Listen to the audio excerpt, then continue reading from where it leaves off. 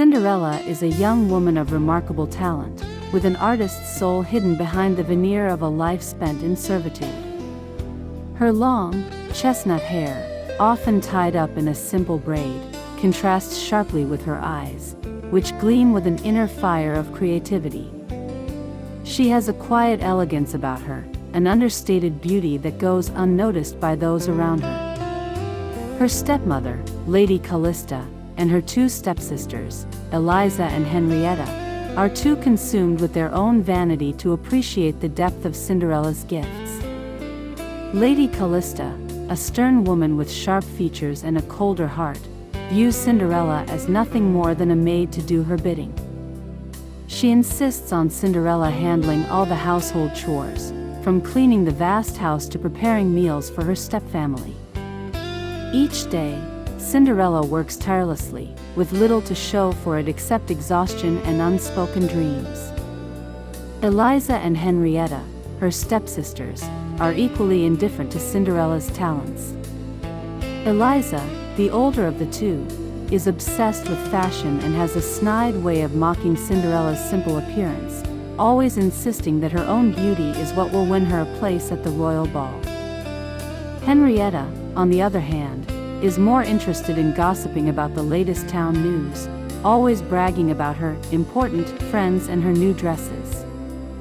To them, Cinderella is nothing more than an inconvenience, a reminder of their own entitlement. However, beneath the surface of Cinderella's quiet life, there's a world of color and passion waiting to emerge. In the dead of night, after everyone has gone to bed, Cinderella sneaks away to the attic room, which she's turned into a small, makeshift art studio. The room is cozy, with slanted walls and a single window that lets in the moonlight, casting a soft glow over the cluttered space. Stacks of canvases lean against the walls, some unfinished, others carefully detailed. Paintings of flowers, birds, and the landscapes she dreams of fill the room, each one an escape from the constraints of her life. Her favorite piece is an unfinished painting of a vast garden she once saw while walking through the village, a secret place known only to a few. She can almost hear the breeze rustling through the trees, the faint hum of bees as they flutter over vibrant blossoms. This place, though only captured in her memory, is a symbol of freedom for Cinderella, a life beyond the walls of her house and the roles she's been forced to play. Despite the beauty of her work, Cinderella knows her stepfamily would never understand. Her stepmother dismisses it as idle daydreaming, and her stepsisters ridicule her whenever they catch a glimpse of her creations. Yet, in those stolen moments, Cinderella feels a sense of peace and purpose. She dreams of one day being recognized for her art, perhaps even showing her paintings at the royal gallery. But, with every passing day, that dream feels more and more distant, buried under the weight of her daily responsibilities. One afternoon, as Cinderella is painting a sunset sky, her stepsisters come into the room, their laughter echoing through the house. Eliza spots a half-finished portrait on the easel and laughs. "Another one of your little pictures, Cinderella? What do you think you'll do with these? Sell them for a few pennies in the market," she sneers, flicking her hair back with a dramatic flourish. Henrietta snickers. "Maybe the prince will buy one for his castle," she mocks, though she doesn't realize how much the words sting. Cinderella keeps her head down, focusing on the brush in her hand. She's used to their taunts, but they still hurt. Her heart aches with the frustration of knowing that no one sees her potential. No one understands her passion. But in this attic, with the paintbrush in her hand and the world outside her window, she is free to be herself. That evening, as the family sits down for dinner, the town crier's voice echoes from the street, announcing a royal ball to be held at the palace. The prince, seeking a bride, has invited all the eligible maidens in the kingdom to attend. Cinderella's heart skips a beat at the thought. She knows there's little chance she could attend, her stepmother would never allow it, and she has no dress worthy of such an event. Still, the idea of being surrounded by art, beauty, and elegance makes her heart flutter. As she imagines herself there, in the grand ballroom, painted in shades of gold and velvet, she finds herself lost in a daydream. Perhaps, one day, she might meet the prince, not as a servant, but as an artist, recognized for her work. A dream, however impossible it may seem, begins to bloom in her heart. Even if she never makes it to the ball, she knows she'll keep painting. It's the only way she can truly be herself, free from the limitations of her current life, and so, Cinderella's story begins, a tale of dreams, aspirations, and the relentless pursuit of what lies just beyond reach. The sun is setting over the kingdom, casting a golden glow over the sprawling town square. News travels quickly in the village, and today, the air is buzzing with excitement. A grand announcement has been made from the royal palace. Prince Charming is hosting a magnificent ball, inviting all eligible maidens in the kingdom to attend. It is said that he will choose his bride from among the guests. The ball will be held in just a few weeks' time, and the excitement is palpable, sending ripples of gossip through the town. Cinderella, busy with her daily chores in the kitchen, overhears the excited chatter from the marketplace below. The sound of women talking, their voices rising in anticipation, catches her attention. She pauses for a moment, wiping her hands on her apron, before walking to the small window overlooking the village square.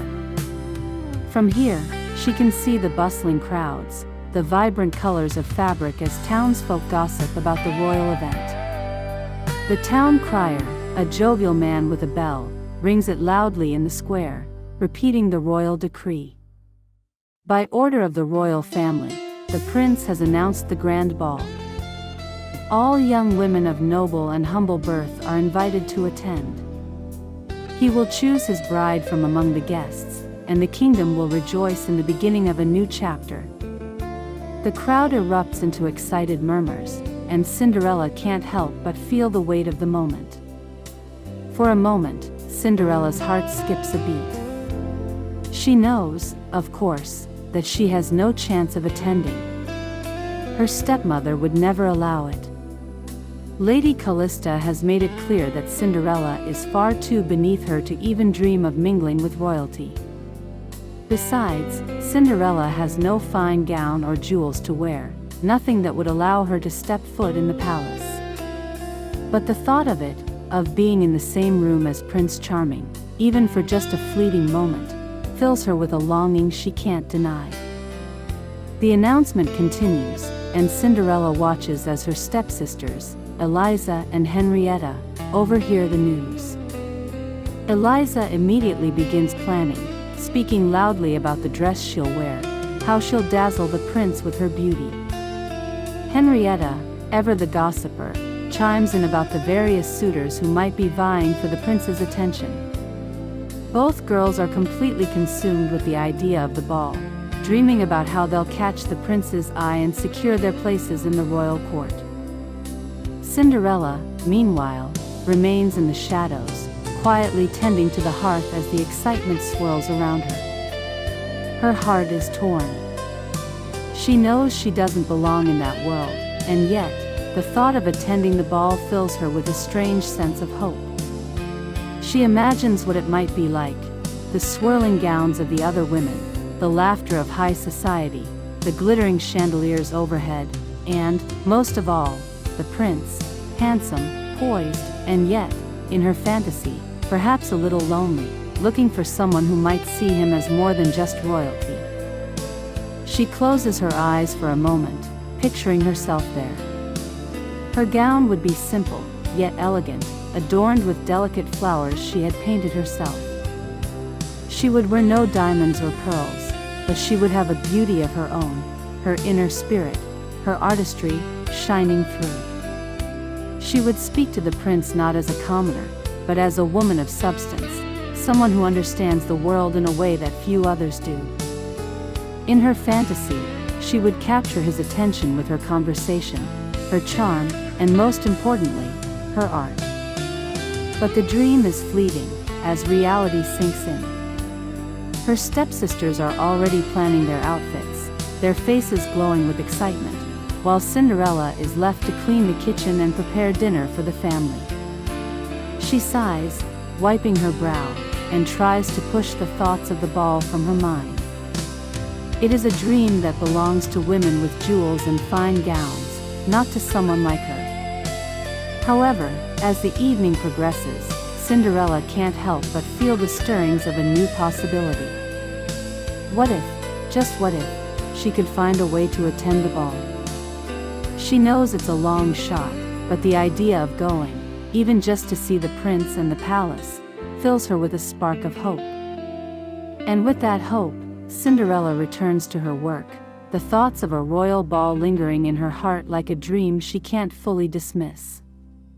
Her artistic soul longs for something beyond this life, something grander and more fulfilling, and as the kingdom prepares for Prince Charming's ball, Cinderella's heart beats a little faster, dreaming of the life she could have if only someone would see her, not as a servant, but as the woman she knows she can be. The night before the royal ball arrives, Cinderella finds herself sitting by the fire, her heart heavy with the weight of her dreams, dreams that feel as distant as the stars themselves. She has spent the day quietly finishing her chores, her stepsisters continuing to mock her every attempt to be a part of the royal excitement. The ball is tomorrow, and with it, the glimmer of hope she had nurtured fades. As she accepts the reality of her life, she will never be part of that world.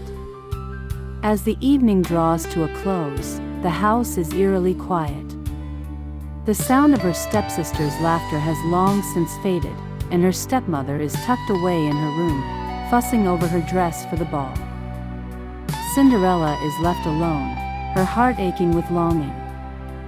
She picks up a paintbrush, absent-mindedly stroking the canvas with a deep sense of resignation, trying to push away the image of the grand palace, the sound of the prince's voice, the swirling gowns of the court.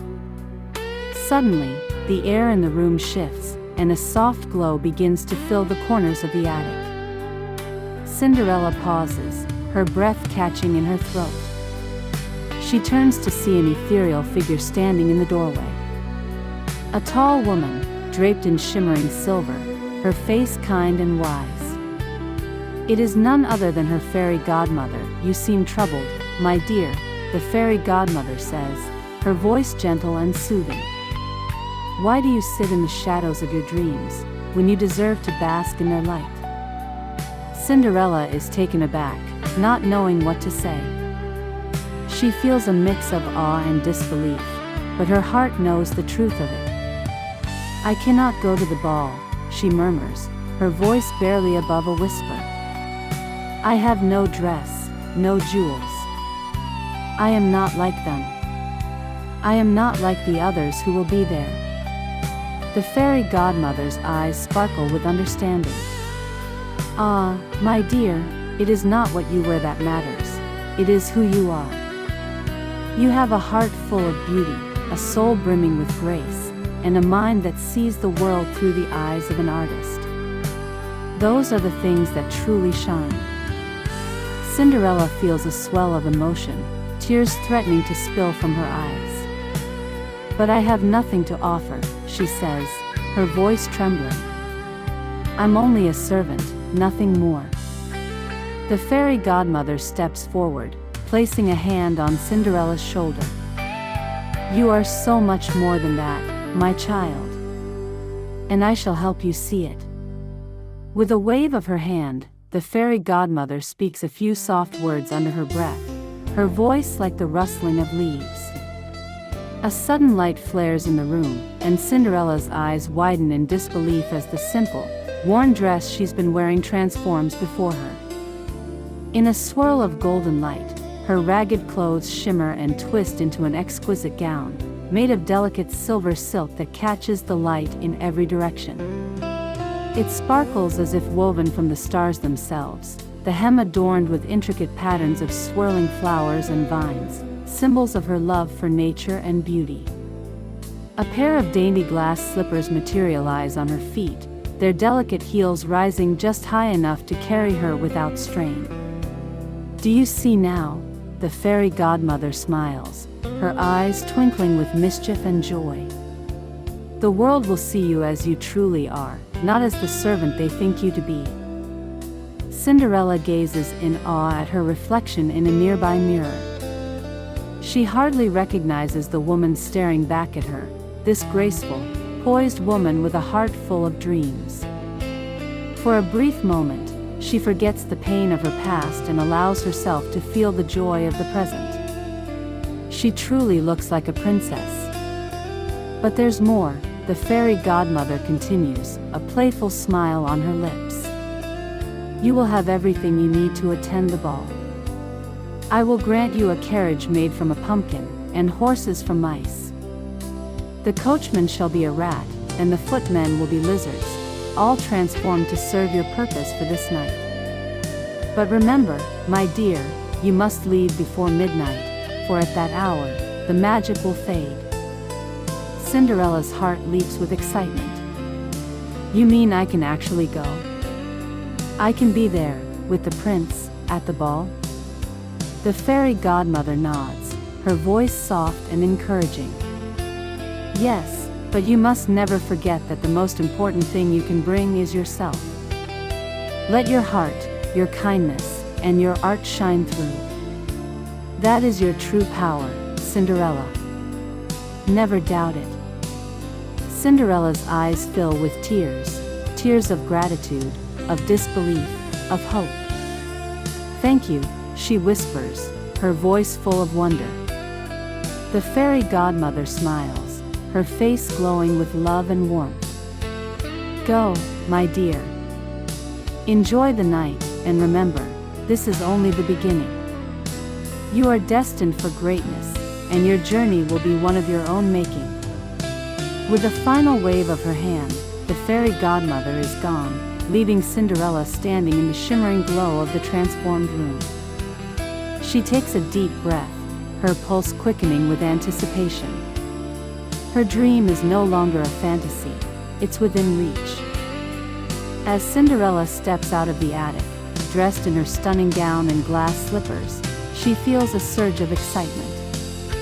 For the first time in her life, she believes that anything is possible. Tonight, she will step into the world she has always dreamed of, where she is no longer just a servant, but a woman with her own power and beauty. And so, Cinderella embarks on her journey to the royal ball, not just as a girl looking for love, but as an artist, a dreamer, and a woman ready to embrace her destiny. The royal palace is alive with music, laughter, and the sparkle of opulence. The grand ballroom is bathed in the soft glow of chandeliers, their crystal prisms catching the light in a dazzling display.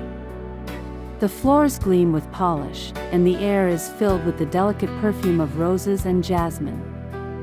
Laughter and conversation ripple through the space as nobles and dignitaries swirl about, their elegant gowns and tailored suits a vivid contrast to the marble floors beneath their feet. Cinderella arrives at the palace in the magnificent carriage, her heart pounding in her chest. As she steps out, her breath catches in her throat at the sheer beauty of it all. The palace doors open before her, and she is greeted by a line of servants, bowing low in respect.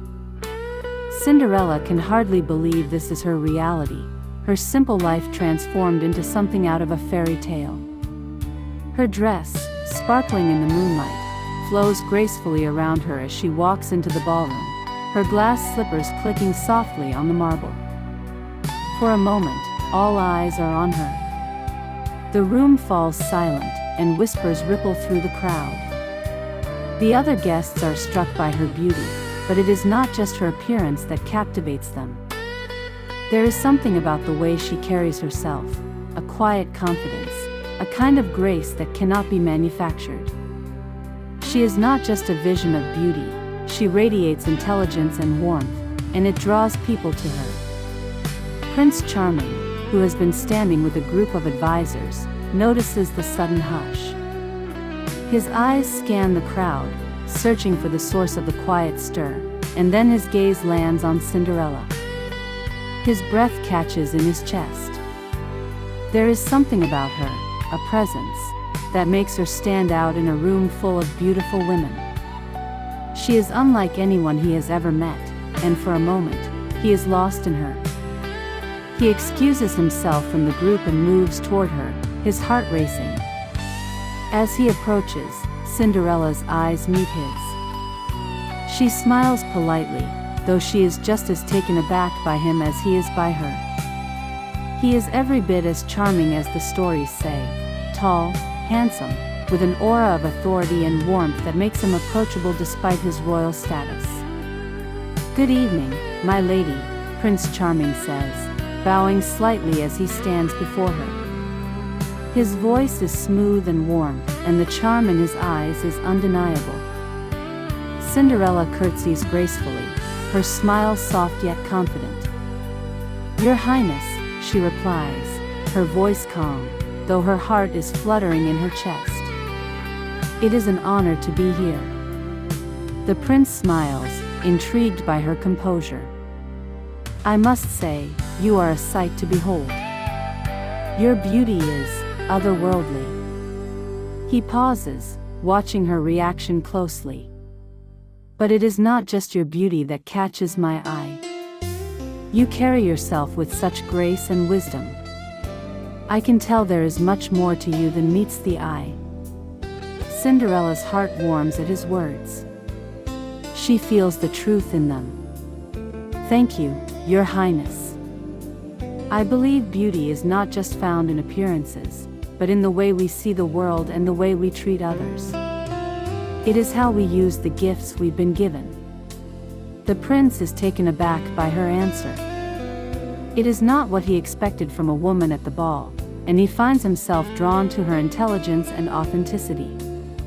"You speak with great wisdom," he says, his voice reflecting the curiosity in his eyes. "I must admit, I did not expect such insight from someone here tonight." Cinderella smiles softly, her eyes twinkling with a hint of mischief. "I am often underestimated, Your Highness, but I find that the world is full of surprises, and sometimes the most unexpected people can offer the greatest wisdom." The prince chuckles, clearly enjoying their conversation. "It seems you are full of surprises, indeed. May I have the honor of this dance?" He extends his hand, and without hesitation, Cinderella places her hand in his, feeling a rush of excitement and something deeper, something that feels real and true, far removed from the games of high society. As they take to the dance floor, the music swells around them, and the world seems to fall away. Cinderella moves with grace and elegance, her gown flowing around her as she dances with the prince. Her every step is poised, but there is an ease to her movements, as if she were not just performing for show but simply living in the moment. The prince is mesmerized by her, not just because of her beauty but because of her depth, her intelligence, and the way she seems to connect with him on a level that goes beyond the surface. As they dance, the prince asks her more questions about her life, her thoughts on the world, her dreams. Cinderella speaks with passion and conviction, and he finds himself more and more enchanted by her.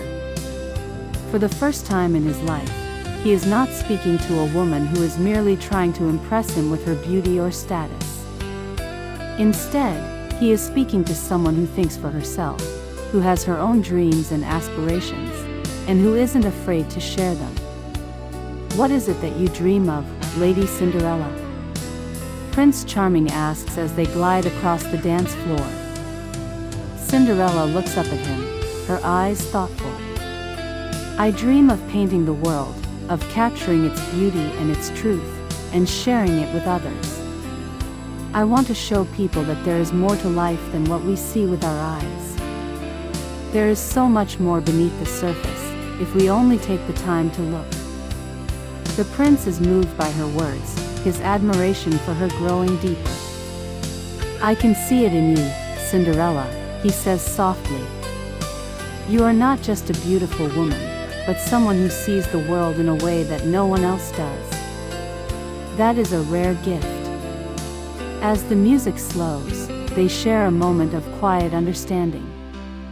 The world around them seems to fade, leaving only the two of them, locked in a moment of connection. For a brief moment, Cinderella feels as if time has stopped. This is the moment she had dreamed of, the one where she is truly seen, not just for her beauty but for the woman she is.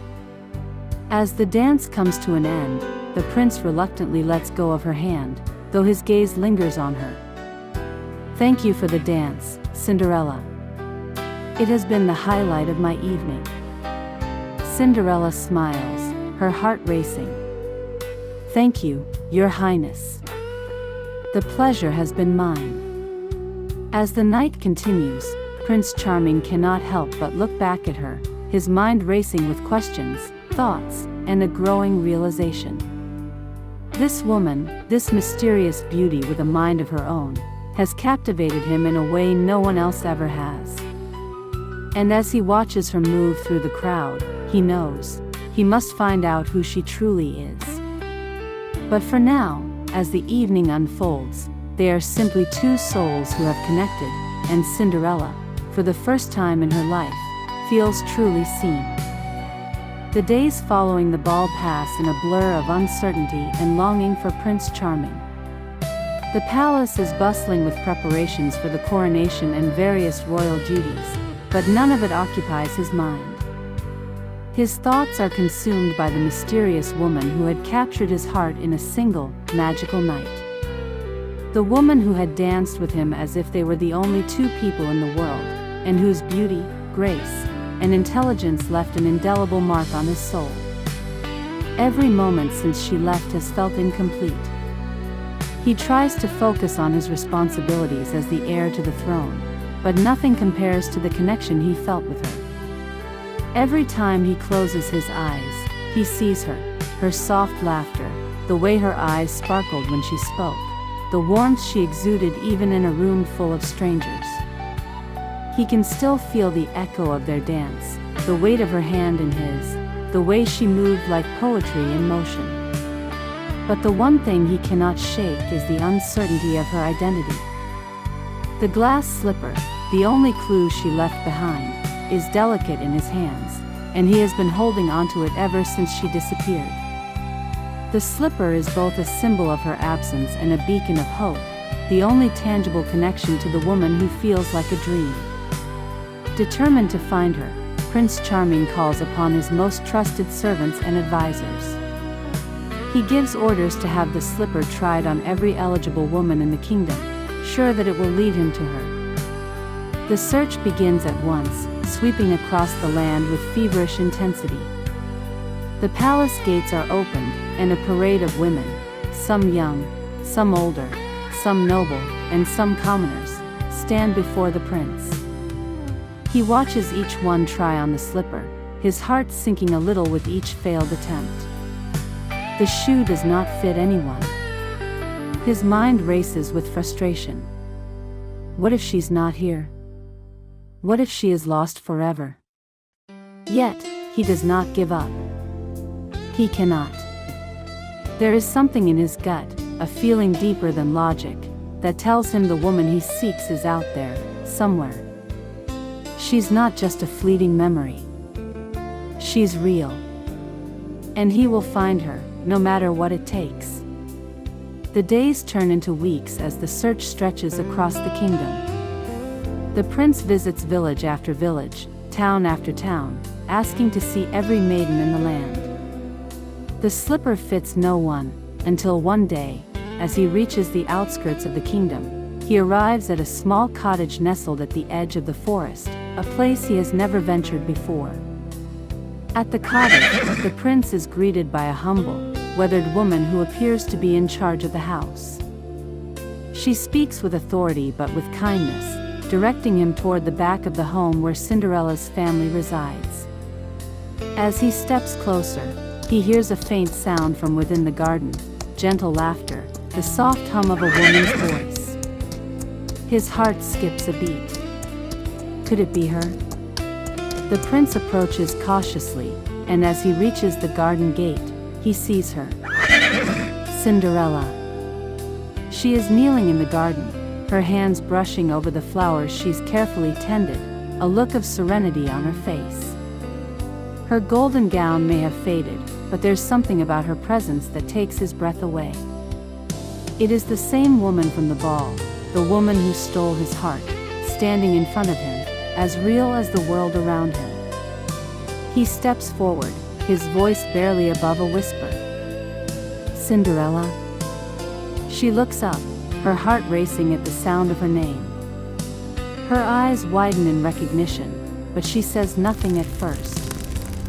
The world around her feels like it has frozen in time, as if the entire universe has conspired to bring them back together. I knew it was you, Prince Charming says softly, his voice thick with emotion. I have searched for you everywhere.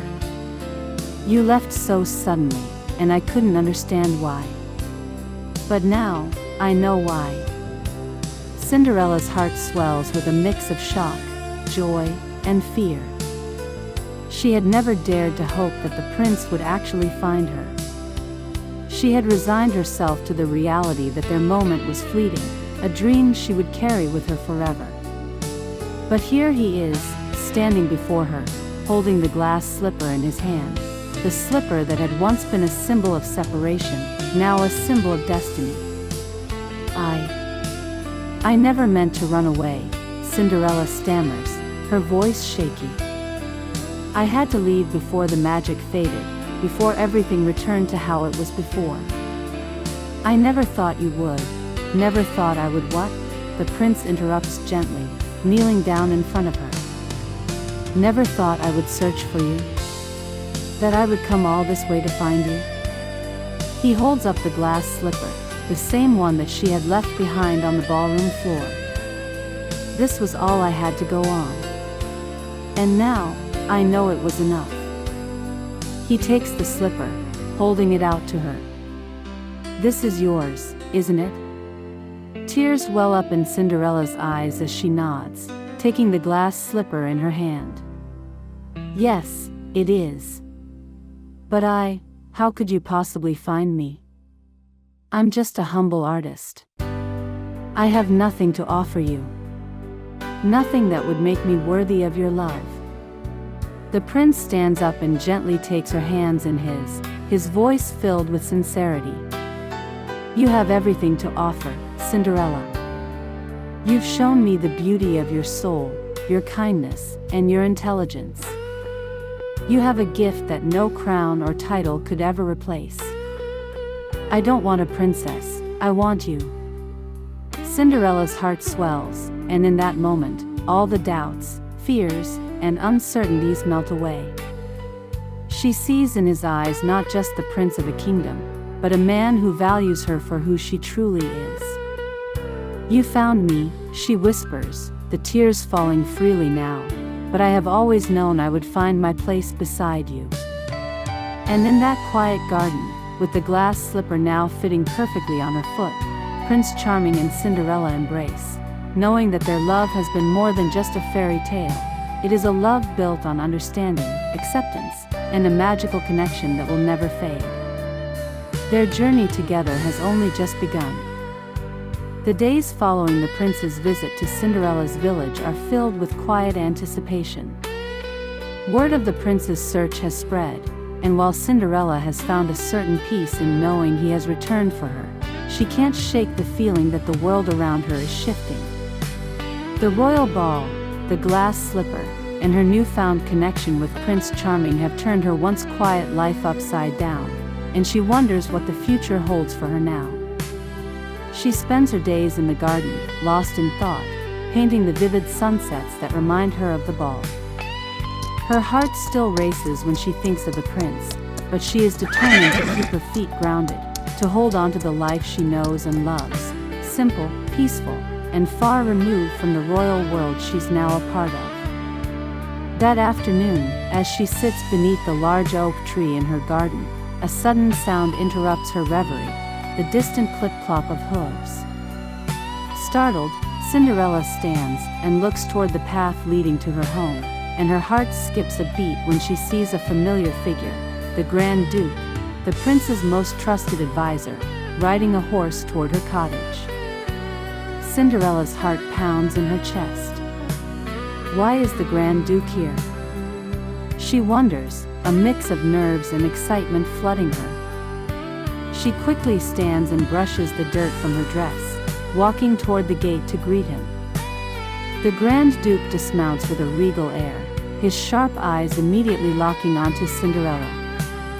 He carries the glass slipper, still gleaming despite the many days since it was last worn.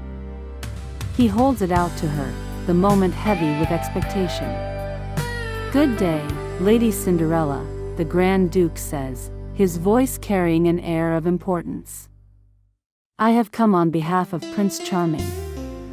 It is time for you to reveal the truth." Cinderella's breath catches in her throat. The moment she had both longed for and feared has arrived. She knows that the prince has sent him to confirm that she is, indeed, the woman he danced with that magical night. She feels a nervous flutter in her stomach, but her heart is resolute. She has nothing to hide, nothing to fear. This moment will change everything, and yet, it feels oddly liberating. The Grand Duke eyes her curiously, waiting for her response. He is not an easy man to impress, but there is something about Cinderella that even he can't quite place. He has heard much about her kindness, her grace, and her quiet strength. He knows the prince has been searching for her, but seeing her now, standing before him in this humble garden, he wonders if the prince has truly found what he is looking for. With a deep breath, Cinderella steps forward. "Yes, Your Grace. I am the woman you seek. I am the one who danced with the prince at the ball, the one who left before midnight, leaving only the glass slipper behind." The Grand Duke's eyes widen, his surprise momentarily breaking through his composed demeanor. "You, Lady Cinderella?" "But you," Cinderella smiles softly, her heart racing as she stands tall in front of him. "I know, it is not what one might expect. I come from humble beginnings, and I was but a servant in my own home. But that night, I was given a chance to be more, to step into a world of possibility. And in doing so, I found something real." The Grand Duke stares at her for a moment, studying her face. He is impressed, though he hides it well. "You seem different from what the prince expected," he admits slowly. "But I cannot deny the truth of it. This slipper fits only you. And the prince has searched far and wide for you. He has not been able to forget you." Cinderella takes a deep breath, her voice steady. "I never wanted to be anyone other than who I am. I never expected this, Your Grace, nor did I seek a life at the palace. I am simply an artist. But in meeting the prince, I saw a world I never thought possible. And perhaps, if fate has brought us together, I will find my place in it." The Grand Duke, moved by her words, nods slowly. "The prince is eager to see you, Lady Cinderella. He has asked for your presence at the palace. The kingdom will rejoice when they learn of the truth. But before you go, you must know that the path ahead will not be easy. The court is full of intrigue, and your life will be changed forever." Cinderella's heart swells, but she does not flinch. She knows that her life, as she once knew it, will never be the same. But she is ready. Ready to face whatever comes next, knowing that she has already found something beautiful, love, truth, and the courage to be herself. With a quiet nod, Cinderella accepts the glass slipper from the Grand Duke, slipping it onto her foot with a sense of finality. It fits perfectly, just as it did that night at the ball. As she gazes up at the Grand Duke, she smiles. "I will go to him. I will go to the prince. I have nothing to hide, and I know that the future, whatever it holds, is mine to shape." The Grand Duke bows respectfully, impressed by her strength. "Very well, Lady Cinderella. The prince awaits you. Let us make your journey to the palace." And with that, the two of them set off toward the royal palace, where Cinderella's secret is no longer hidden. As she walks toward her new life, her heart feels lighter than ever, knowing that she is about to step into a world where she can truly be herself, no longer defined by her past, but by her dreams, her heart, and the love she has found. The palace is a flurry of activity, servants rushing about, preparing for Cinderella's arrival. The Grand Duke had escorted her in a private carriage, the sound of the horses' hooves echoing through the streets of the kingdom as Cinderella sat in quiet contemplation, her heart racing with both excitement and fear. Her journey had been long and filled with uncertainty, but now, as she steps through the grand palace gates, her future seems just within reach. Prince Charming has been waiting for this moment for what feels like an eternity. He stands by the grand staircase, his eyes searching the horizon for the woman who has consumed his thoughts since the night of the ball. He feels her presence before he sees her, a soft, almost tangible energy that fills the room. The moment the doors open, all eyes turn toward her. Cinderella stands in the doorway, her heart in her throat. She is still the humble artist from the village, but now she stands before the grandeur of the palace, the royal court, and the prince who has promised her nothing but his heart. She has never felt more out of place and yet, at the same time, more certain of who she is. Prince Charming's eyes lock onto hers, and for a moment, the world stands still. The people in the room seem to fade into the background, their whispers and gasps unheard as he moves toward her, his steps deliberate, his heart pounding with the anticipation of what he knows is about to happen. Cinderella stands tall, the glass slipper clutched in her hands. Her fingers tremble as she holds it out to him, offering it as the final piece of their shared story. The prince kneels before her, his hands gentle as he takes the slipper from her. "Is it truly you?" he asks, his voice barely above a whisper, the weight of the moment pressing down on both of them. Cinderella nods, her breath catching in her throat. "Yes, Your Highness. It is me. The woman who danced with you, who left before midnight, leaving only the slipper behind." Prince Charming smiles, his eyes shining with relief and joy. "Then the slipper will fit you, and with it, my heart." He takes the delicate slipper, his fingers brushing against hers as he places it on her foot. The moment is magical, no more than a breath between them as the world watches in anticipation. The slipper slides on perfectly, as if it was made for her, a perfect fit, just as it had been that night at the ball. The court erupts in applause, the sound of it like a distant echo as Cinderella and Prince Charming share a moment of quiet joy. But just as they begin to take in the magic of the moment, something unexpected happens. From the back of the room, Cinderella's stepmother, Lady Callista, steps forward. Her face is twisted with a mixture of jealousy and resentment. She pushes through the crowd, her eyes fixed on Cinderella. "Wait!" Lady Callista cries, her voice loud and commanding. "This is all a mistake. She is not the one you are meant to be with." The room falls silent as Lady Callista approaches Cinderella, her hands shaking with fury. "She is just a servant, a poor girl who has no place here. You cannot marry her, Prince. She is beneath you, beneath all of us." Cinderella's heart sinks, and for a moment, she is transported back to the days when her stepmother's words were her only truth. But she does not falter. She looks at Lady Callista, her voice steady and strong. "I may be poor in wealth, but I am rich in spirit, kindness, and love. And those are the things that truly matter." Prince Charming stands by Cinderella's side, his arm protectively around her. Enough, Lady Callista. I have seen the truth of who Cinderella is. She is the woman I love, and that is all that matters. But Lady Callista is not finished. No, Your Highness, you cannot. She has tricked you.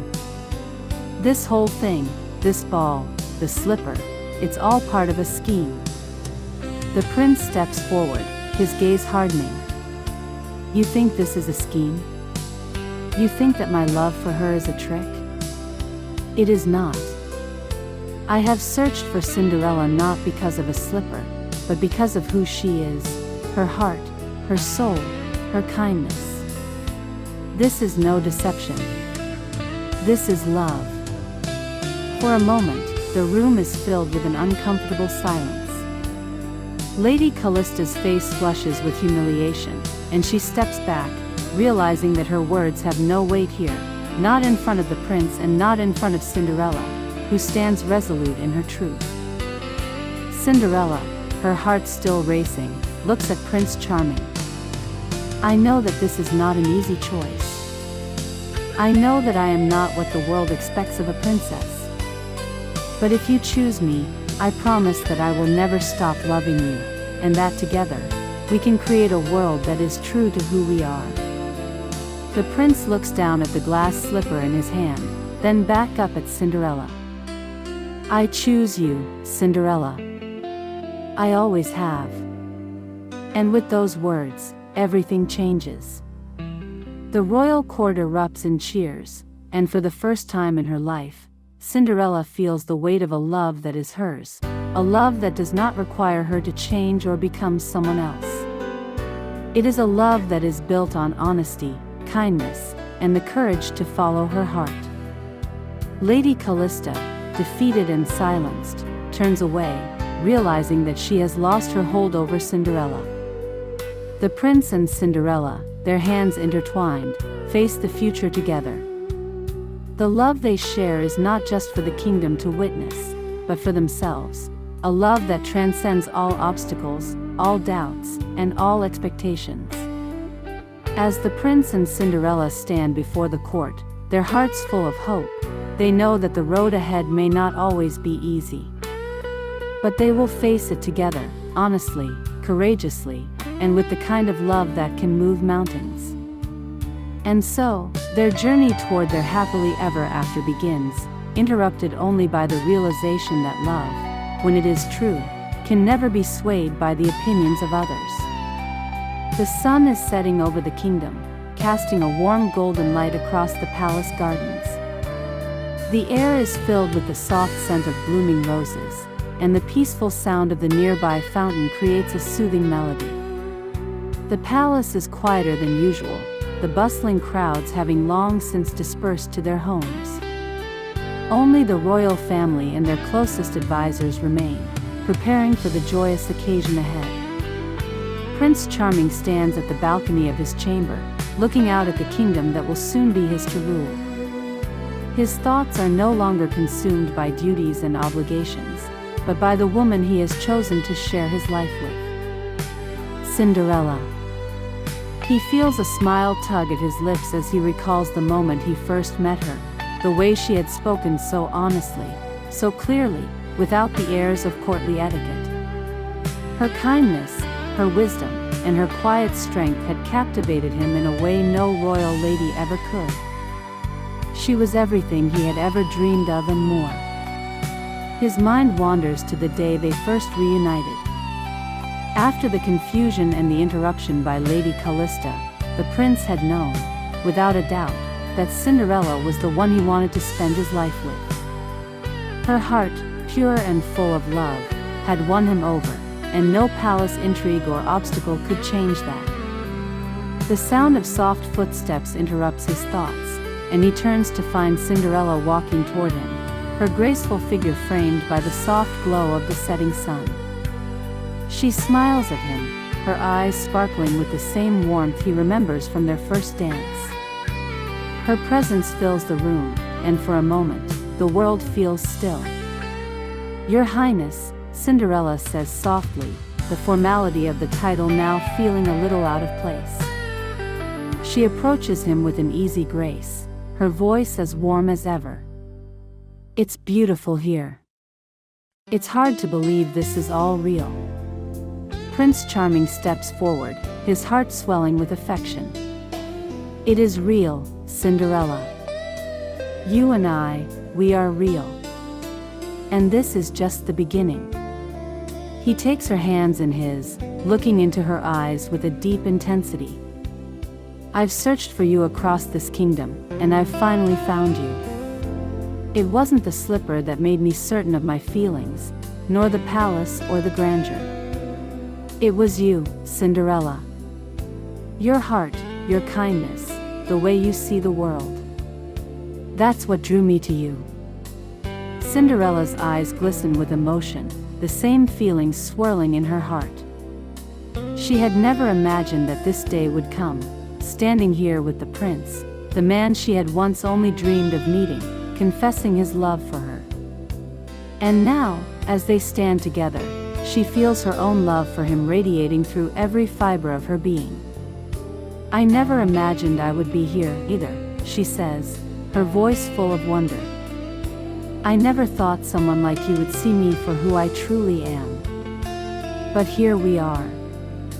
And I know, without a doubt, that I want to spend the rest of my life with you. Prince Charming smiles, his heart swelling with the certainty of what he wants. He pulls her into his arms, and for a moment, they simply hold each other, the weight of the world falling away. In each other's embrace, they find peace and understanding. There are no expectations, no roles they must play. They are just two people in love, ready to face whatever the future holds. After a moment, the prince pulls away slightly, his hands still holding hers. Cinderella, there is no one else I would rather share my life with. Will you marry me? Will you be by my side, not just as my princess, but as the woman who has stolen my heart? Cinderella's eyes fill with tears, her heart overwhelmed with the joy of his words. Yes, yes, I will marry you, Prince Charming. I have never been more certain of anything in my life.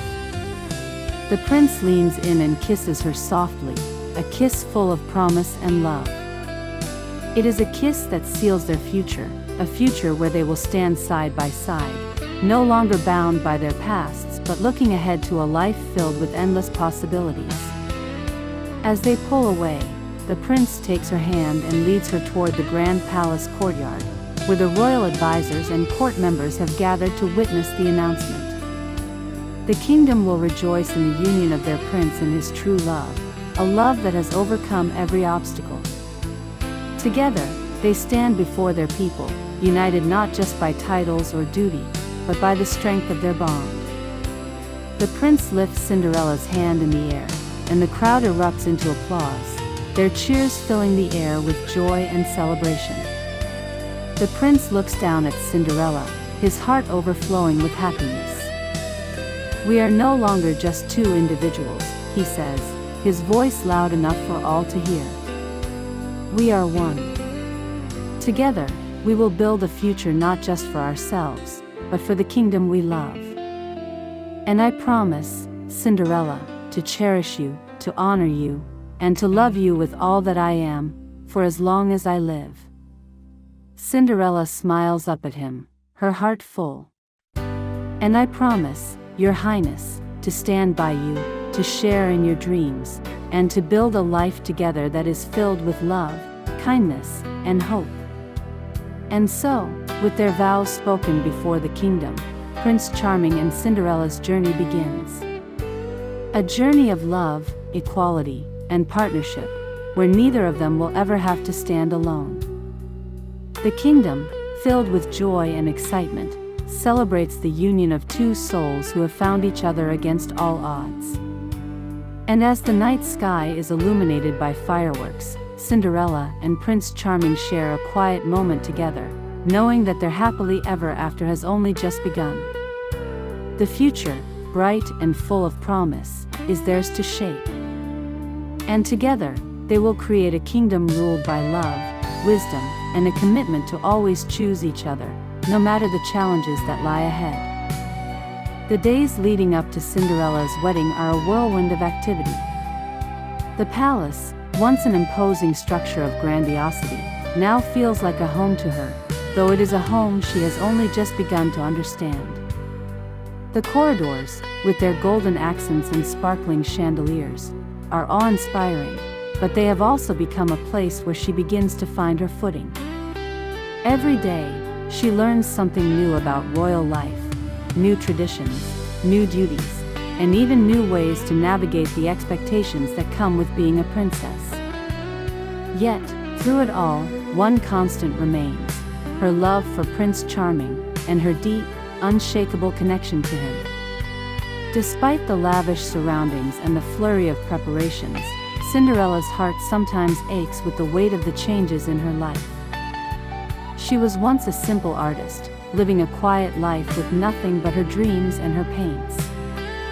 Now, she is about to marry a prince and become part of a world that is as foreign to her as the stars. But Cinderella is not alone. Her fairy godmother, who has been with her every step of the way, visits her often to offer advice, comfort, and most importantly, a reminder of the woman Cinderella has always been. The fairy godmother understands better than anyone the internal conflict Cinderella is facing. Though she may now wear fine gowns and reside in a palace, it's not the external changes that matter, it's the heart, the spirit that Cinderella must nurture to feel truly at home. One afternoon, after a particularly hectic morning of wedding preparations, Cinderella sits in a quiet corner of the palace garden, trying to catch her breath. She is dressed in one of the many beautiful gowns the royal seamstress has created for her, but her mind is far from the sparkling fabric. She's lost in thought, wondering how she can reconcile the person she once was with the woman she's expected to become. As if on cue, a gentle voice calls her name. "Cinderella, my dear, you look troubled." Cinderella turns, her heart lifting as she sees her fairy godmother walking toward her, her gown glowing in the soft afternoon light. The fairy godmother's presence is always a comfort, a reminder of the strength within Cinderella, a strength she sometimes forgets when the world around her feels overwhelming. "Fairy godmother," Cinderella says with a smile, rising to greet her. "It's just, I don't know how to be the woman everyone expects me to be. How can I live up to all of this?" She gestures toward the grand palace in the distance, her voice tinged with uncertainty. "I'm just me. A girl who loves to paint, who values kindness over royalty. How am I supposed to fit into a world so different from everything I know?" The fairy godmother's eyes twinkle with understanding as she takes Cinderella's hands in hers. "My dear, you are not meant to fit into this world, you are meant to shape it. The world you now live in is one that needs your kindness, your creativity, your heart. You may have a title, but that is not what defines you. It's your spirit, your goodness, that will make you the queen this kingdom needs. And that, Cinderella, is something no royal gown or palace can ever change." Cinderella looks at the fairy godmother, her eyes filled with gratitude. "I still don't know how to be the woman I need to be for the kingdom, for the prince, for myself." The fairy godmother smiles softly, her voice warm and reassuring. "You are already who you need to be. You've always been the woman the prince fell in love with, the woman who loves from her heart, who sees the beauty in the world and the people around her. Your kindness will guide you, and your love for the prince will give you the strength to face anything that comes your way." Cinderella feels a sense of calm wash over her as the fairy godmother's words settle in her heart. She nods, a renewed sense of purpose filling her. "You're right. I've always known that love and kindness are the most important things.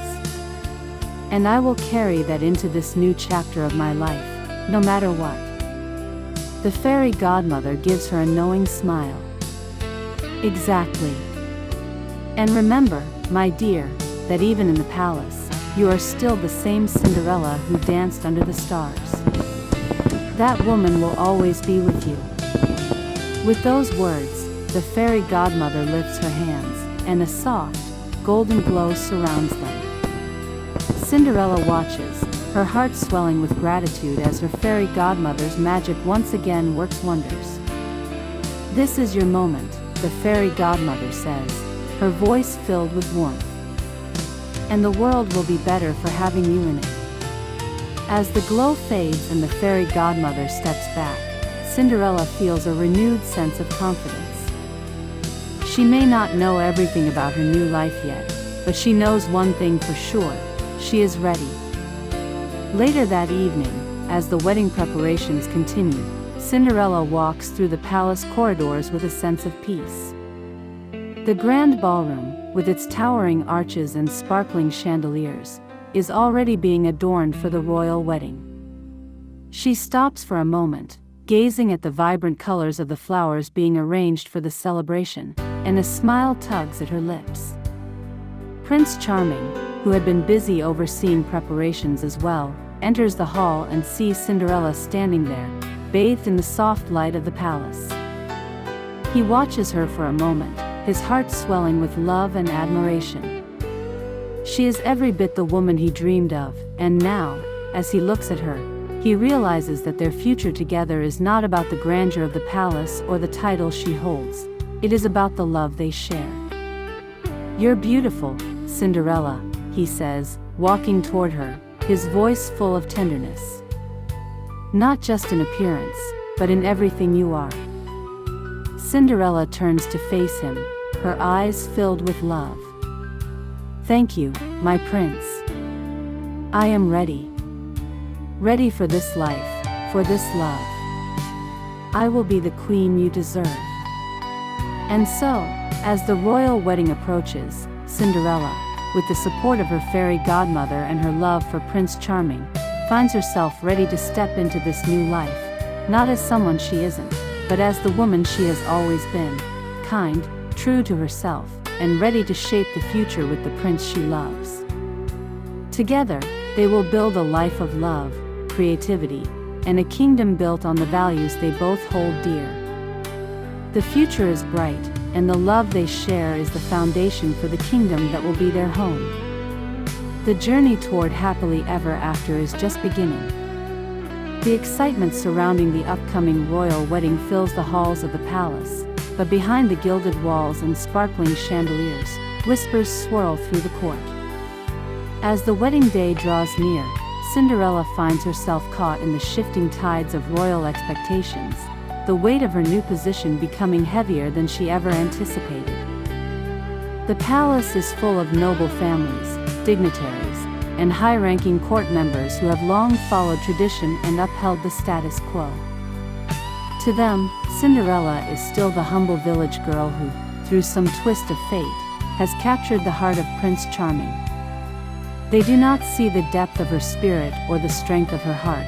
They only see the gown she wears, the crown she will soon wear, and the position she has been thrust into.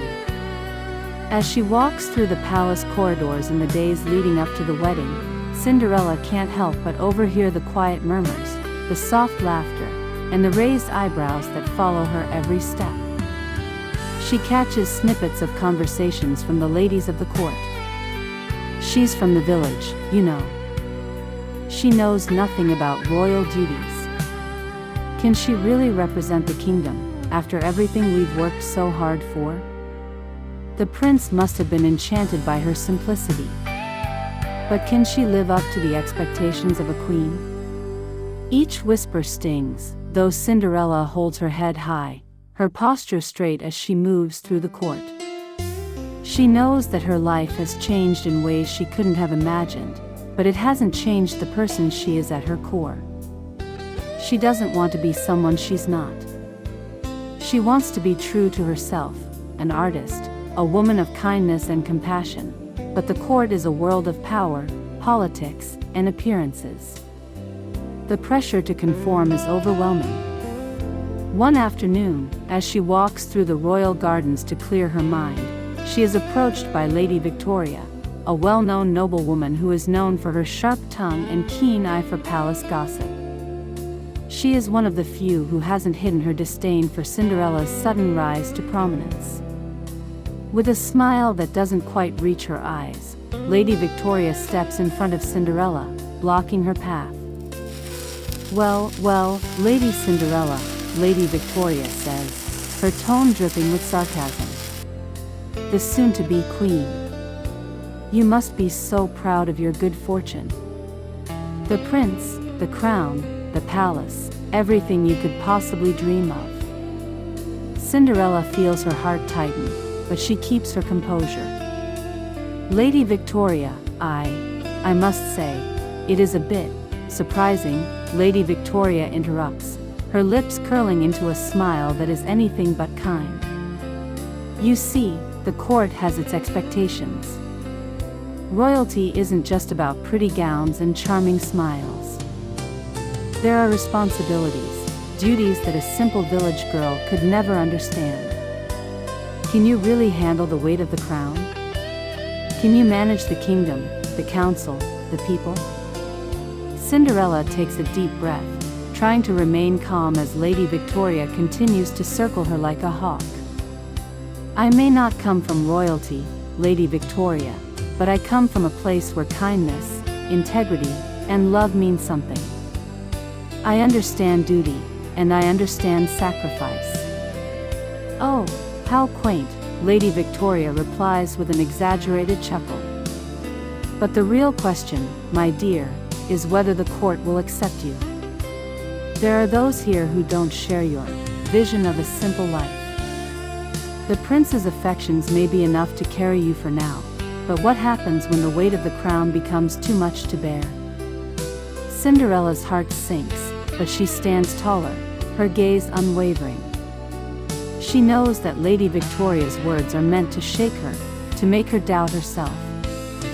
But she will not be swayed. "I will do my best to serve the kingdom, Lady Victoria. And I trust that my heart, my sincerity, and my love for the prince will guide me through whatever challenges come my way." Lady Victoria's smile falters for just a moment before she regains her composure. "We'll see, won't we?" As Lady Victoria turns and walks away, Cinderella takes a deep breath. She feels the weight of the court's scrutiny bearing down on her, but she refuses to let it crush her spirit. She has come too far to turn back now. Later that evening, as Cinderella prepares for a private dinner with Prince Charming, she finds herself in her chamber, staring at the reflection in the mirror. The gown she wears is beautiful, but it feels heavy today, the intricate embroidery and the jewels at her neck making her feel like she's carrying more than just fabric. The door creaks open, and in steps Prince Charming, his face full of concern. "Cinderella, are you all right?" She turns to him, forcing a smile. "I'm fine, my prince. Just thinking." He walks over to her, taking her hand in his. "You don't have to carry the weight of the world on your shoulders alone. You have me." Cinderella's heart swells with love for him, but the weight of the expectations from the court still lingers. "I want to be the woman you believe I can be. I want to be the queen your kingdom deserves. But sometimes, I don't know if I'm strong enough for all of this." Prince Charming places his hands on her shoulders, his gaze soft and full of tenderness. "Cinderella, you are stronger than you realize. You have already proven that. You are kind, you are wise, and you have a heart that shines brighter than any crown. Don't let anyone tell you otherwise." Tears well in Cinderella's eyes as she looks at him, grateful for his unwavering support. "But the court, the people, they don't know me like you do. They see only what they want to see. And what if that's not enough?" Prince Charming gently lifts her chin, his touch warm and reassuring. "It's more than enough. And I will stand by you every step of the way." For the first time in days, Cinderella feels a sense of peace. She knows that the road ahead will not be easy, and there will be those who try to undermine her every move. But with Prince Charming by her side and the love they share, she knows that together they can overcome anything. As they share a quiet moment together, hand in hand, Cinderella realizes that the true challenge is not in meeting the expectations of the court. It is in staying true to herself, to her values, and to the love that brought her here. And with that love, she knows she can face whatever challenges come her way. The royal wedding is just days away, and Cinderella is ready. Ready to become not just a princess, but the queen who will rule with kindness, wisdom, and the unwavering love of the prince who believes in her. The future is uncertain, but Cinderella knows that with Prince Charming by her side, they will face it together, no matter what the court or the kingdom has in store. The grand ballroom of the palace is a vision of splendor, every surface shimmering with golden light. The air is thick with the scent of roses and lilies, their petals falling like snowflakes from the vaulted ceiling. Crystal chandeliers hang high above, casting a soft glow across the room, while the polished floors reflect the smiles and excitement of the gathered guests. Nobles and dignitaries from far and wide have arrived to witness the union of Prince Charming and Cinderella, an event that will forever change the kingdom. Outside, the day is bright and clear, the sun high in the sky, as if the very heavens are celebrating the couple's love. The sound of birds singing mingles with the distant chatter of the palace staff, preparing for the final touches of the ceremony. Everything is in place. But for Cinderella, none of it matters. All that matters is the moment she will share with the man she loves. The royal chapel, with its towering stained glass windows and marble altar, is filled with the soft hum of anticipation. A hush falls over the crowd as the guests take their seats, their eyes trained on the entrance. At the front, near the altar, Prince Charming stands tall, his regal posture a stark contrast to the nervous flutter in his heart. He has waited for this day, this moment, for so long. And now, as he stands there, he feels a mix of joy and disbelief. He is about to marry the woman who has changed his life forever, Cinderella, the woman who sees the world with her heart and whose love for him is stronger than any crown or title. The music begins to play softly, and the doors to the chapel swing open. All eyes turn toward the entrance as Cinderella steps into the room, her heart pounding with the weight of the moment. She is wearing the most beautiful gown she has ever worn, an intricate creation of lace and silk, embellished with delicate pearls and diamonds that shimmer in the light. The gown flows behind her like a river of silver and gold, and the veil that covers her face only adds to the mystery and magic of the moment. As she walks down the aisle, Cinderella can feel the eyes of the kingdom upon her, but it is not their gaze that matters. It is the prince's gaze, steady and filled with love, that she locks onto. Her heart races as she takes each step, her shoes softly clicking on the marble floor, her mind focused on the one thing that has never changed, her love for him. When she reaches the altar, Prince Charming takes her hands in his fingers warm and steady. A smile plays on his lips, and for a moment, they stand there in silence, simply gazing at each other, their love for one another filling the room. The world outside seems to fade, leaving only the two of them standing in the glow of their shared future. The royal priest steps forward, his voice steady as he begins the ceremony. We are gathered here today in the presence of this noble company, to unite two hearts in love and commitment. Prince Charming, do you take this woman, Cinderella, to be your lawfully wedded wife, to love, honor, and cherish her, in good times and in bad, for all the days of your life? Prince Charming, his voice full of emotion, replies, I do. With all my heart. The priest turns to Cinderella. And do you, Cinderella, take this man, Prince Charming, to be your lawfully wedded husband, to love, honor, and cherish him, in good times and in bad, for all the days of your life? Cinderella's voice is soft but steady as she speaks her vow. I do. I will love you, Prince Charming, not because you are a prince, but because you are the one who has seen me for who I truly am. I promise to stand by you, to love you through every challenge and triumph, and to build a life with you that is filled with kindness, laughter, and all the beauty the world has to offer. The prince's heart swells with joy as she speaks, and for a moment, he feels as if the entire world is cheering for them. The priest continues, his voice carrying over the room. By the power vested in me, I now pronounce you husband and wife. You may kiss the bride. Without a moment's hesitation, Prince Charming gently lifts Cinderella's veil, and their eyes meet for a brief, silent moment before he leans in to kiss her. It is a kiss that holds all the promises of their future, a kiss filled with love, devotion, and the kind of joy that only two hearts, bound together by fate, can share. The crowd erupts into applause, their cheers ringing through the chapel. The prince and Cinderella, their hearts alight with happiness, pull away from each other, their smiles radiant. Together, they turn to face the crowd, their hands intertwined, ready to begin their new life as husband and wife. As the wedding procession continues, the newlyweds walk down the aisle, their hearts light and their spirits lifted. The kingdom celebrates their love with a magnificent feast, dancing, and fireworks that light up the night sky.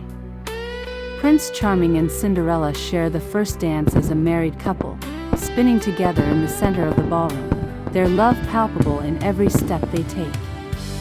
And as the evening draws to a close, and they stand side by side, looking out over the kingdom that will soon be their responsibility, they know that no matter what challenges lie ahead, they will face them together. For they have built their future not on titles or wealth, but on the foundation of a love that is as true and enduring as the stars above. The days following Cinderella's wedding are filled with joy and celebration, but as the reality of her new life as queen settles in, she begins to understand the immense responsibility that comes with the title.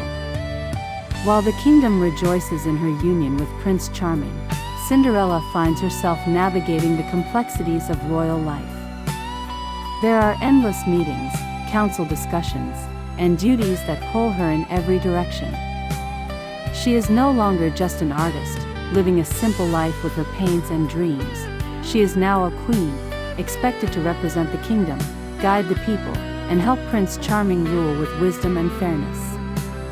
At first, Cinderella struggles to adjust. The grand palace, with its towering walls and endless corridors, feels like a maze she can't quite navigate. The royal advisors, though respectful, are often condescending, assuming she knows little about governance or the intricate workings of the court. The demands of her new role are overwhelming, and the weight of it all sometimes leaves her feeling lost, unsure of how to be the queen the people deserve. One afternoon, after a long series of meetings with the royal council, Cinderella finds herself in the garden, the place where she had once spent hours painting and dreaming. It's a quiet, peaceful space, the only place in the palace that still feels like her own. She sits on a bench, her hands folded in her lap, and looks at the flowers she had once drawn on canvas, vivid, wild, and free. She feels a pang in her heart, a longing for the simpler days when her only responsibility was to express herself through her art. The sound of footsteps breaks her reverie, and she turns to see Prince Charming walking toward her, his face filled with concern. He had been busy with his own royal duties, but he had noticed the weight in her eyes, the same weight she had carried when they first met, the burden of trying to live up to expectations that were impossible to meet. "Cinderella," he says softly, sitting beside her on the bench, "you've been avoiding the court. I know you're finding this new life difficult. But you don't have to bear it all alone." Cinderella smiles faintly, but the sadness in her eyes is impossible to hide. "I don't know how to balance this new life with who I am," she admits, her voice quiet but filled with emotion. "I want to be a good queen, Prince Charming. I want to help our people, to make a difference. But it feels like I've lost myself in the process. I miss painting, I miss the peace of my art. And I don't know how to find that peace again in this palace." Prince Charming reaches for her hand, his touch warm and reassuring. "You are already the queen our people need, Cinderella. You have a heart that is full of love and wisdom. But I also know how important your art is to you, how much it means to your soul. And I want you to be the woman you've always been, the woman I fell in love with." He pauses for a moment, then continues, "We don't have to be like the kings and queens before us. We can create a kingdom that is guided by kindness and creativity, where art and beauty are just as important as law and order. You don't have to abandon your passion to be a queen, Cinderella. You can have both." Cinderella's eyes brighten at his words, the weight in her chest lifting slightly. She has always known that her art was a part of her identity. How could she ever leave that behind? And now, with Prince Charming's support, she sees a new path ahead, one where she doesn't have to choose between the queen she is becoming and the artist she has always been. With a deep breath, Cinderella stands, a newfound determination in her posture. "You're right," she says, her voice steady. "I don't have to abandon who I am. I can bring my art into this role, and together, we can shape a kingdom that values both creativity and justice." Prince Charming smiles, pride and admiration shining in his eyes. "That's the queen I know you are. And together, we'll make sure this kingdom is a place where everyone can thrive, where art, culture, and kindness have a place right beside law and leadership." Over the following weeks, Cinderella begins to reshape her royal duties to align with her passions. She introduces programs that encourage art and creativity throughout the kingdom, commissioning murals and paintings to adorn the palace walls and even the town squares. She invites local artists to the palace, creating an open space for them to showcase their work, and fosters a culture where artistic expression is celebrated as an essential part of the kingdom's prosperity. But Cinderella's role as queen is not just about art, it's about leadership. She works closely with Prince Charming to bring about reforms that benefit the kingdom's people. She uses her creativity and empathy to find new ways of solving old problems, bringing fresh perspectives to the council and ensuring that every voice is heard. The people begin to see that the queen is not just a figurehead but a true partner to their prince, someone who listens and cares for their needs. One evening, after a particularly successful event where she and Prince Charming unveiled a new royal initiative for the arts, Cinderella stands at the balcony of the palace, gazing out at the kingdom. The lights of the town below twinkle like stars, and the sound of laughter and music drifts up to her ears. For the first time since her wedding, she feels truly at peace. Prince Charming joins her at the balcony, wrapping his arm around her shoulders. "I'm proud of you, Cinderella," he says softly, his voice filled with admiration. "You've done something no one thought possible. You've made the palace and the kingdom your own." Cinderella smiles up at him, her heart full. "I couldn't have done it without you. You believed in me when I couldn't believe in myself." Together, they stand there, watching the kingdom they will rule together, knowing that they have created something unique and beautiful, a kingdom where creativity, kindness, and love are as important as law and order. And as the night falls, Cinderella realizes that she has found the balance she was searching for. She is still the artist, the woman who sees beauty in the world, and she is also the queen, ready to guide her people with love, wisdom, and creativity. With Prince Charming by her side, she knows that the future of the kingdom, and their love, will be bright. The grand palace has settled into a quiet rhythm, the vibrant celebrations of Cinderella and Prince Charming's wedding now fading into the memories of a kingdom filled with joy. Cinderella, now the queen, has found her place beside the prince, balancing her royal duties with her passion for the arts, and she feels more at home in her new life than she ever thought possible. The people adore her, and together with Prince Charming, they have already begun to implement changes in the kingdom that reflect their shared values of kindness, creativity, and community. But despite her newfound sense of purpose, there are moments when Cinderella finds herself alone, reflecting on how much has changed. Her life, once filled with quiet days of painting and solitude, has transformed into something grand, yet she can still feel the presence of someone, watching over her. It's as though a piece of her past lingers in the background, like a soft melody she can never quite forget. One evening, as she walks through the royal garden, a sense of calm settles over her. The moonlight shines through the trees, casting delicate shadows on the flowers that bloom around her. She takes a deep breath, feeling the weight of her crown grow lighter with each step, when suddenly, a gentle breeze stirs the air. A soft glow appears before her, and Cinderella feels a familiar warmth in the air. She turns toward the light, her heart lifting with recognition. Cinderella, a voice calls softly, like a breeze carrying a song. The fairy godmother materializes before her, her silver gown shimmering in the moonlight. Cinderella's eyes widen in surprise and delight. Fairy godmother, she breathes, her heart swelling with emotion. I never thought I would see you again. But, how? How is this possible? The fairy godmother smiles, her eyes twinkling with affection. My dear, I've been watching over you all this time. Though you may not see me, I have never truly left. I've been here, in the quiet moments when you needed guidance, in the times when you doubted yourself. I've always been with you, Cinderella, and I always will be. Cinderella stands still, her hands trembling slightly. But I thought you were only a part of my past, a fleeting memory from the ball.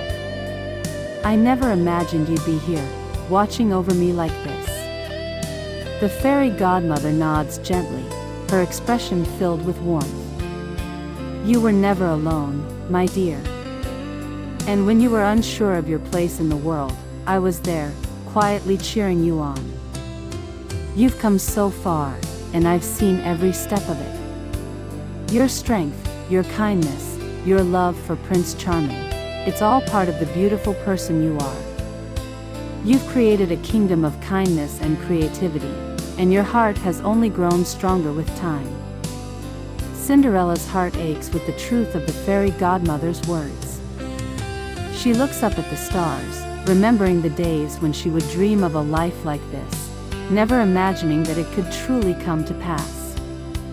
I didn't think I was capable of any of this, Cinderella admits softly, a tear slipping down her cheek. I was just a simple girl, dreaming of something more, but I never believed I could actually make it happen. The fairy godmother steps forward, placing a hand gently on Cinderella's shoulder. But that is where you were wrong. You always had the strength within you, Cinderella. The love you have for others, the art you create, the way you see the world, those are the things that will guide you. You have always been destined for greatness, but it was your heart that led you to where you are now. Cinderella feels a swell of gratitude in her chest, and she smiles, wiping away the tear that has fallen. I couldn't have done it without you. Without your kindness, your belief in me, I wouldn't have found my way. You gave me a chance when no one else did. The fairy godmother smiles back, her expression proud.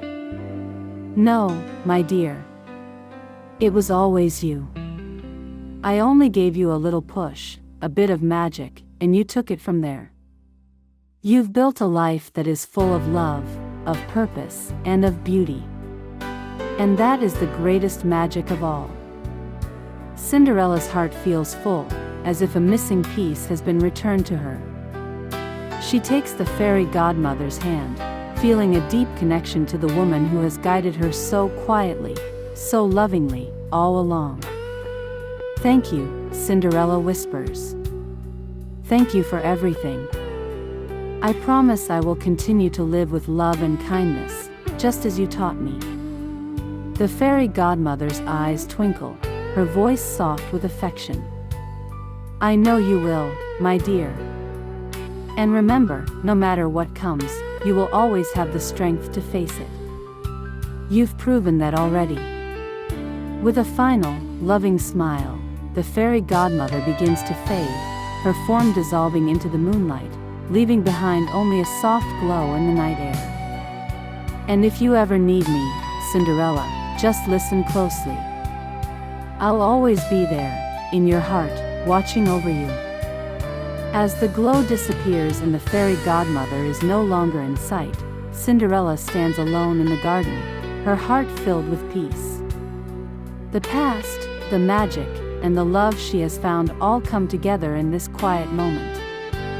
She feels a deep sense of connection to everything, the prince, the kingdom, her art, and she knows that with her heart guiding her, she is ready to face whatever comes next. For Cinderella, her happily ever after is not just a fairy tale. It is the life she has created, the love she shares, and the strength she has found within herself, all with the quiet, loving support of the fairy godmother who will always be with her. Life in the palace is not without its challenges. While the kingdom flourishes under the leadership of Queen Cinderella and Prince Charming, the weight of their roles as rulers becomes ever more pressing. The kingdom has prospered with the couple's kindness and vision, but not all members of the royal court share their progressive ideals. There are whispers of dissent, those who believe that the prince's choices, especially in choosing Cinderella as his queen, are unorthodox, and that the kingdom should adhere to more traditional paths of governance. Cinderella, too, is finding the pressure mounting. The court expects her to fulfill her royal duties, attend endless meetings, and perform ceremonial duties that she never imagined would define her days. She struggles to balance her duties as queen with her artistic passion, the creative soul within her fighting to remain alive amidst the relentless demands of the palace. At times, she finds herself longing for the peace and solitude of her garden, where her only task was to paint and dream. Prince Charming, too, is grappling with his responsibilities. He is torn between his love for Cinderella and the obligations that come with his title. His advisors push him to take a more rigid approach to governance, to be more authoritative in his decisions. But that feels at odds with the vision he shares with Cinderella, one where love and creativity, compassion and justice, reign supreme. One evening, after a particularly difficult meeting with the royal council, Cinderella and Prince Charming find themselves in their private chambers, the tension between them palpable. Cinderella stands by the window, looking out over the kingdom, the lights of the town twinkling like distant stars. She is deep in thought, her mind restless. "I don't know how much longer I can keep up with all of this," Cinderella says softly, her voice filled with frustration. "Every day, I am expected to play a role that feels farther and farther from who I am. They expect me to be something I'm not, something I can't be." Prince Charming watches her from across the room, his brow furrowing in concern. "Cinderella, I know it's difficult. But you are doing your best. No one expects you to be perfect. They just want you to be yourself. But you also have a responsibility to our people. The kingdom needs us both to lead, together." She turns to face him, her heart aching as she speaks. "I am myself, but I'm losing parts of me in this role. I miss my art, my passion, the quiet moments where I could be me, not the queen everyone expects me to be. I can't keep pretending to be someone I'm not." Prince Charming walks over to her, his expression softening. "You're not pretending, Cinderella. You've brought so much to the throne, your creativity, your heart, your wisdom. You've made this kingdom a better place. I see that, and I know the people see that. But I also know that this isn't easy. I don't want you to feel like you have to do it all alone." Cinderella looks up at him, her eyes full of doubt. "But I am alone in this.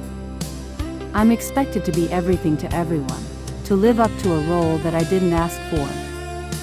How can I be the queen I want to be when all I feel is the weight of everyone's expectations?" Prince Charming places his hands gently on her shoulders, his touch warm and reassuring. "Cinderella, listen to me. You've already done something incredible. You've shown the kingdom what it means to lead with kindness and creativity. But it's okay to ask for help. It's okay to lean on me, on the people who love you. You don't have to carry everything by yourself." A silence falls between them, the weight of their emotions hanging in the air. Cinderella's heart aches as she looks at the man she loves, who is struggling alongside her. She knows that Prince Charming is also under immense pressure. He, too, feels the expectations of the court, the whispers about his marriage to a commoner, and the constant balancing act of ruling a kingdom with compassion while maintaining control. "I just don't know where to start," Cinderella admits, her voice trembling. "I feel like I'm losing myself."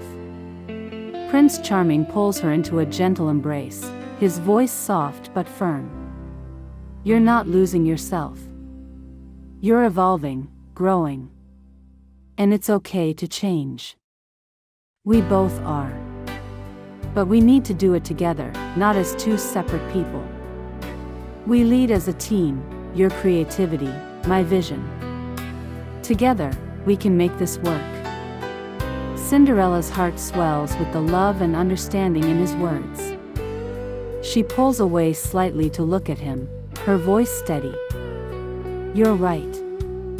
I've been so focused on the pressure, on trying to live up to everyone's expectations, that I forgot the most important thing, our love, our partnership. We don't have to have all the answers, but we have to face it together." Prince Charming smiles, his eyes full of warmth. "We always will."